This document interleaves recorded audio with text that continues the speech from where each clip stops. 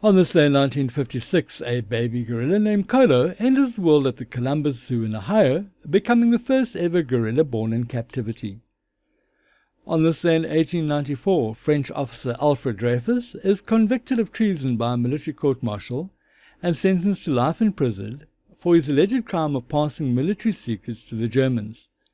The Jewish artillery captain, convicted on flimsy evidence in a highly irregular trial, began his life sentence on the notorious Devil Islands prison in French Guiana 4 months later. On this day in 1941, British Prime Minister Winston Churchill arrives in Washington, D.C. for a series of meetings with President Franklin Delano Roosevelt on a unified Anglo-American war strategy and a future peace.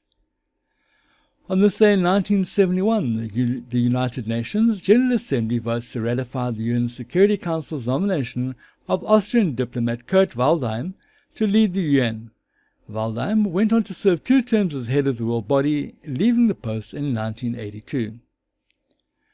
On this day in 1978, John Wayne Gacy, also known as the Clown Killer, confesses to police to killing over 24 boys and young men and burying their bodies under his suburban Chicago home.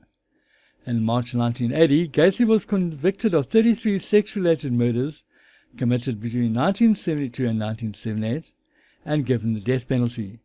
At the time, he was the worst serial killer in modern American history. On this day in 1979, Darryl Zanuck, the powerful Hollywood studio chief and producer behind a long list of classic movies, including The Grapes of Wrath, All About Eve, and The Longest Day, dies at the age of 77 in Palm Springs, California. South African cricketer Brian McMillan was born in Welkom, the Orange Free State, South Africa, on this day in 1963.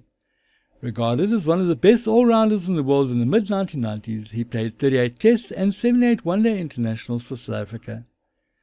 And finally, on this day in 1988, South Africa, Cuba and Angola signed a formal peace agreement allowing Namibian independence and bringing to an end 2 long-running conflicts: the 13 years of hostilities between South Africa and the Cuban-backed Angolan forces, and the 22-year-old war between SWAPO guerrillas and the South African forces.